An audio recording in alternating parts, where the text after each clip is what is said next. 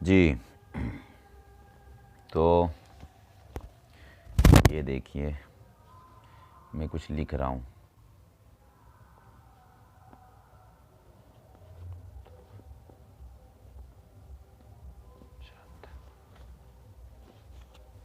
ये नया रूल है।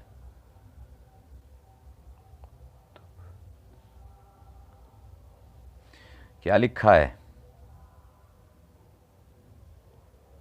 कुतुब जद। सबको समझ में आया? क्या लिखा है? कुतुब जद। कुतुब जद। कुतुब जद। ठीक है, जी हाँ। इसको अलग कीजिए। 1 2 3 4 5, 5 हरूफ हैं इसमें। जी। कौन कौन से हैं? कौन कौन से हैं?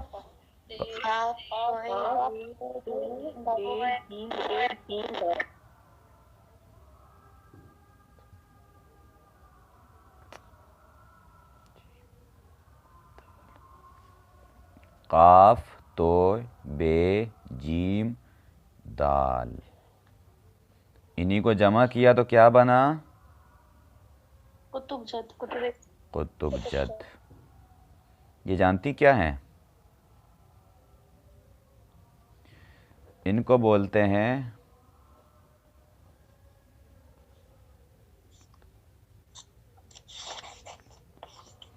हुरूफ कलकला।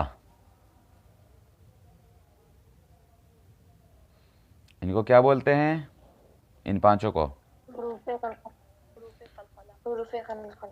कोई जानता है हुरूफ कलकला को? इनका काम क्या है?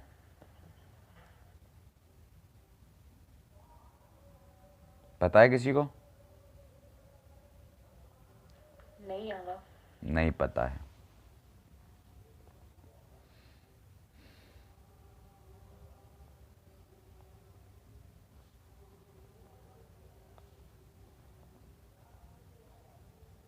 क्या लिखा?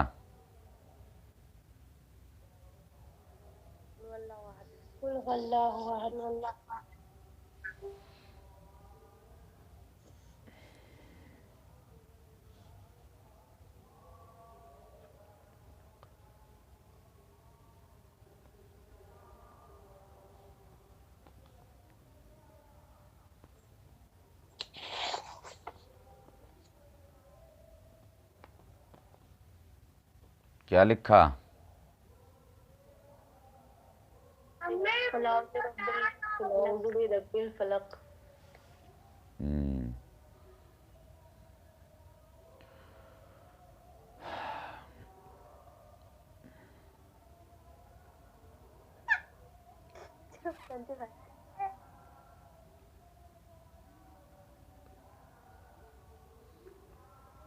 ठीक है,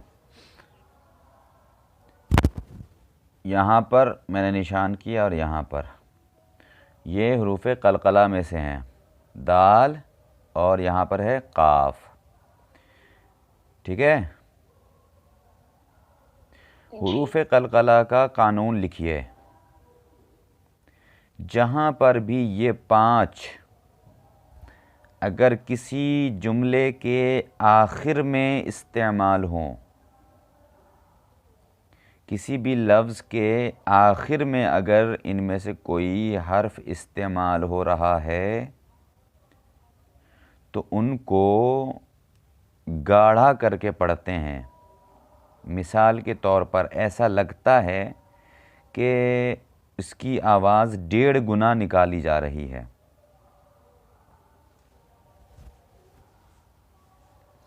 जैसे कुल हुवल्लाहु अहद, अहद। दाल झटके से निकल रही नहीं, अहद।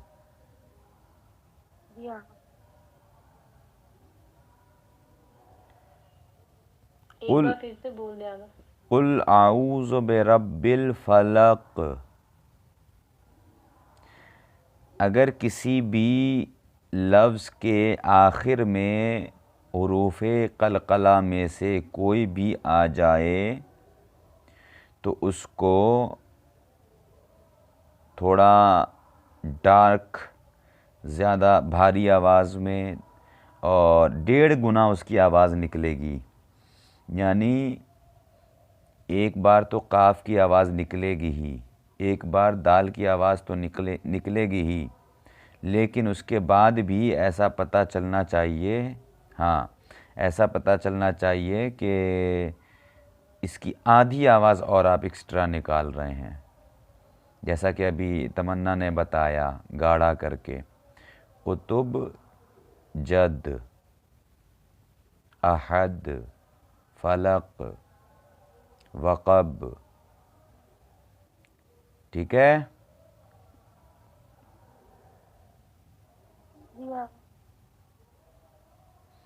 आवाज़ सही नहीं आ रही क्या? जी आ रही है। आ रही है। अच्छा ठीक है, तो बात समझ में आ गई?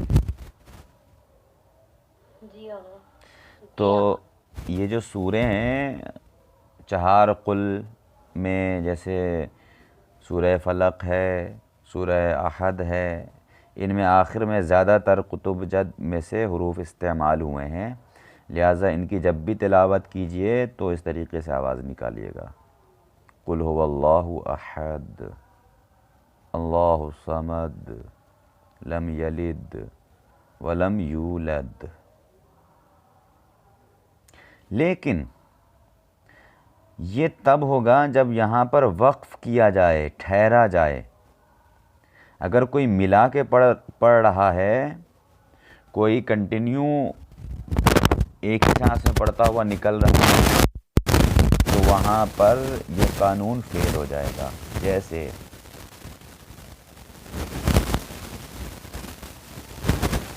कुल हुवल्लाहु अहदुनिल्लाहु समद, अहद पे अगर नहीं रुके तो यहाँ पर बस नॉर्मल आवाज़ निकलेगी दाल की।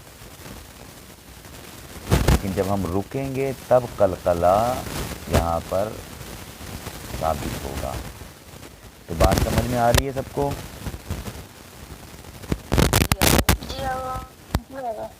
तो कोई बताएगा हुरूफ कलकला कितने हैं? जी हाँ, 5 हैं। इनका शॉर्ट क्या है? कुतुब जद। याद करने के लिए, हाँ, इसको याद कर लीजिएगा, कुतुब जद। जैसे हुरूफ मद्दी का है वाय, वाय, वाय को याद कर लीजिएगा तो हुरूफ मद्दी याद हो जाएंगे। वैसे ही कलकला को याद करने के लिए कुतुब जद का याद करना ज़रूरी है। इसको याद कर लीजिएगा, हुरूफ याद हो जाएंगे, 5 हुरूफ। इनका कानून भी समझ में आ गया? जी। कुल आऊज़ु बिरब्बिल फलक मिन शर्रि मा खलक, इसी में वमिन शर्रि नफ़ासात फिल उक़द, फिर वक़ब, ये सब इस्तेमाल हो रहे हैं। यहाँ पर हम रुकेंगे तो कलकला होगा, नहीं रुकेंगे तो कलकला नहीं होगा। अगर कोई मिला के पढ़ता है तो वहाँ पर आवाज़ निकलेगी और आगे बढ़ जाएंगे। ठीक है? अगर वो साकिन भी होगा ना, उससे कोई जबर जेर नहीं होगा। साकिन तभी होगा ना, देखिए मैंने शर्त लगाई ना रुकने की। जब कानून, ये कुरान का कानून है अरबी तजवीद का, कि जहाँ पर भी आप वक्फ कर रही हैं, ठहर रही हैं, वहाँ पर ख़ुद ब खुद आखिरी वाली हरकत को आपको साकिन करना है। ये कानून है। जैसे आप लोग खुतबे में पढ़ के निकल जाती हैं और सांस भी तोड़ती हैं, जैसे व आलिहि तय्यबीन ताहिरीन मासूमीन अलमज़लूमीन, ये गलत है। तरीक़ा क्या है? व आलिहि तय्यबीन ताहिरीन, अगर रुक रहे हैं तो ताहिरीन बोलेंगे। या हमारी सांस इतनी लंबी नहीं है, छोटी सी सांस है, तो व आलिहि तय्यबीन बोलिए, तय्यबीना नहीं बोलिएगा अगर रुक रही हैं तो।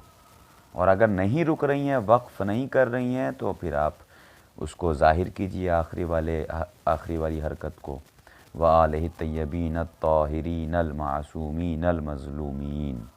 लेकिन अगर सांस तोड़ेंगे, जहाँ पर तोड़ेंगे उस लफ्ज़ के आखिरी वाली हरकत को गिरा देंगे और वहाँ पर साकिन आ जाएगा। तो कलकला कहाँ पर होगा? वहीं पर होगा कि जहाँ पर हम रुक रहे हों, वक्फ़ कर रहे हों, और जब वक्फ़ करेंगे तो ऑटोमेटिकली आखिरी वाली हरकत को हमें साकिन करना है, क्योंकि कानून पहले से है। तो जब आप साकिन करेंगी तो दाल साकिन हो जाएगी, तो फिर वहाँ पे कलकला साबित हो जाएगा। फिर आपको कलकला की आवाज़ निकालनी पड़ेगी। ठीक है जी आका। जी हाँ। लिखिए, एक आयत का टुकड़ा लिखा रहा हूँ आपके मैटर के लिए, मजलिस के लिए। सूरह बकरा की 187वीं क्या बोलेंगे, 187।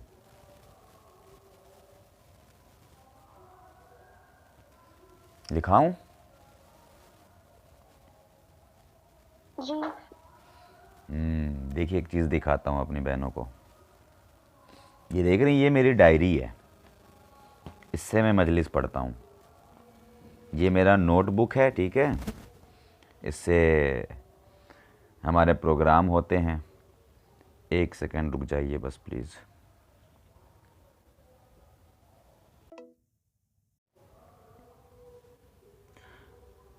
जी हाँ, माज़रत चाहते हैं।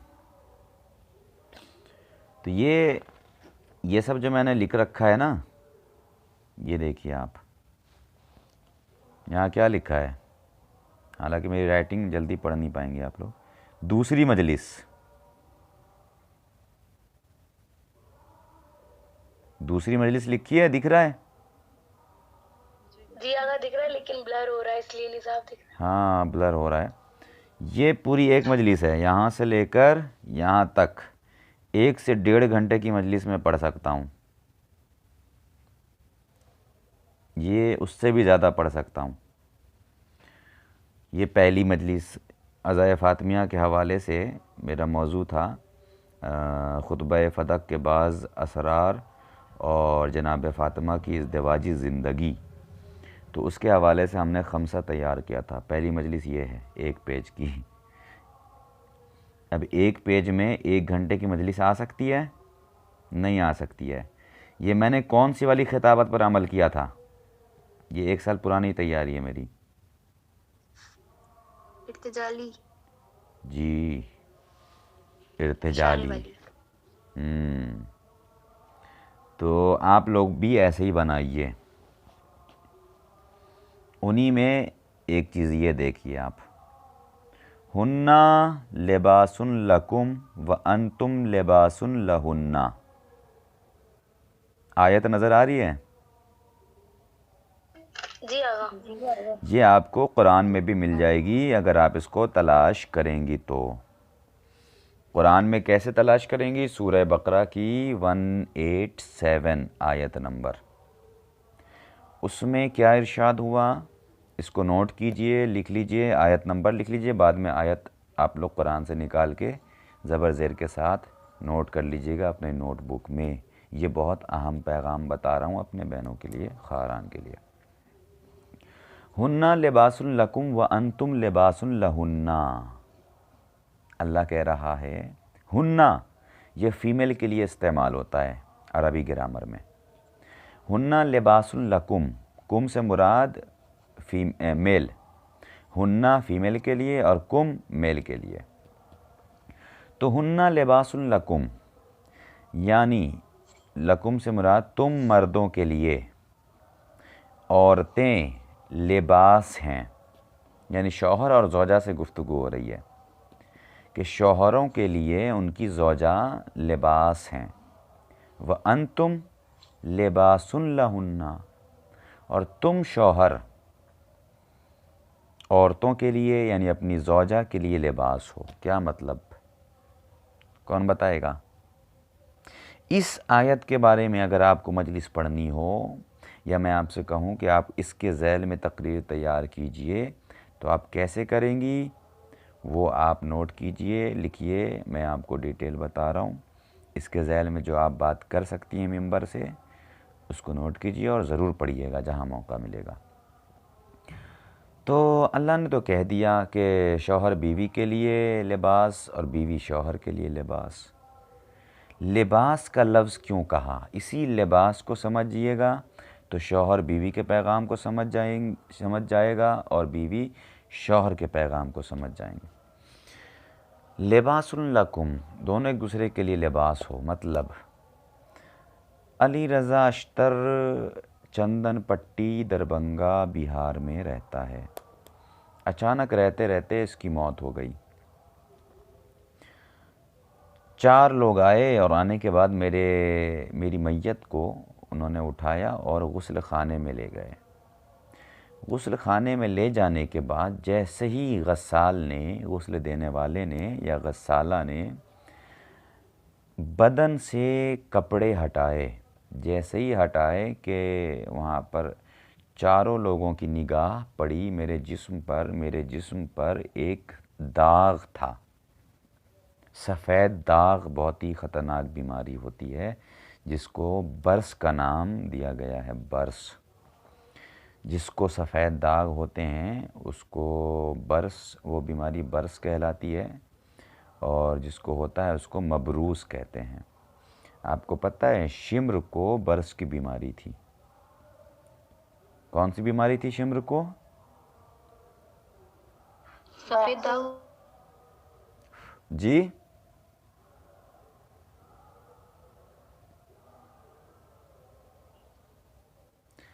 शिम्र, बर्स की बीमारी। हाँ, बर्स की बीमारी थी। ये एक तरह की बहुत ही बुरी बीमारी कहलाती है। खैर, मैं मिसाल दे रहा हूँ, हकीकत ना समझिएगा।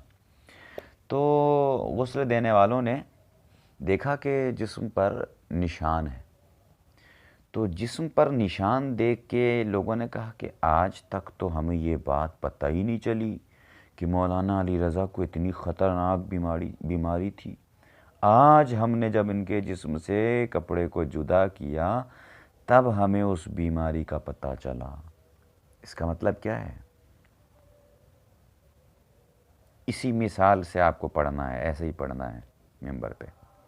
इसका मतलब ये है कि लिबास के अंदर इतना पावर है कि वो जो लिबास पहने रहता है उसकी बीमारियों को, उसकी कमियों को, उसकी बुराइयों को छुपा लेता है। अब आइए, ये तो थी बुराई की बात। जब लोगों ने जिस्म से लिबास को जुदा कर दिया तब हमारी कमियां लोगों तक पहुंची, लोगों को मालूम हुआ। अल्लाह कह रहा है कुरान में कि शौहर बीवी के लिए लिबास है, बीवी शौहर के लिए लिबास है। इसका मतलब ये है कि जब लिबास जिस्म की हिफाजत करते हैं तो हर शौहर की ज़िम्मेदारी है कि वह अपने बीवी की हिफाजत करे और हर बीवी की ज़िम्मेदारी है कि वह अपने शौहर की हिफाजत करे, जैसे एक लिबास जिस्म की हिफाजत करता है। वरना आज के ज़माने में तो बड़ा मशहूर मारूफ़ है कि शौहर बीवी की बुराई कर रहा है, बीवी शौहर की बुराई कर रही है, इधर उधर जाके जिसके पास किसके पास। तो उसके लिए अल्लाह ने कुरान में कहा कि तुम्हारे लिए शौहर लिबास हैं, तुम शौहर के लिए लिबास हो। इसका मतलब ये है कि शौहर को चाहिए कि वो अपनी बीवी की बुराइयों को छुपाए और ख़त्म करने की कोशिश करे। बीवी को चाहिए कि वो अपने शौहर की बुराइयों को ख़त्म करें और छुपाएं, जो लिबास का काम होता है। ऐसे ही लिबास का काम होता है मौसम सर्द से महफूज रखना, मौसम गर्म से महफूज रखना, ज़माने की गंदगियों से, धूल से बचाना, ये लिबास का काम होता है। तो जब शौहर बीवी के लिए लिबास है और बीवी शौहर के लिए लिबास है तो दोनों की ज़िम्मेदारी है कि एक दूसरे को बुराइयों से बचाएं, एक दूसरे को गीबतों से बचाएं, एक दूसरे को तमाम गुनाहों से महफूज रखें। नतीजा सामने है, बात समझ आ गई? जी इस पॉइंट को नोट कर लीजिए, इसको लिख लीजिए। किसी दिन जब किसी के मैयत 40वें की मजलिस, 20वें की मजलिस, 100वें की मजलिस पढ़नी हो तो या ख़ातून की मजलिस पढ़नी हो तो इस तरीक़े से आप लोग अपने मजलिस को शुरू कर सकती हैं। इस आयत के ज़ैल में पढ़ भी सकती हैं, फिर पर्दे के ऊपर आप बयान कर सकती हैं। तो ये एक चीज़ है, इस मैटर को आप नोट कर लीजिएगा, ये इंशाअल्लाह हम सब के काम आएंगी। क्या क्या बताई हैं आज? रूफे कलकला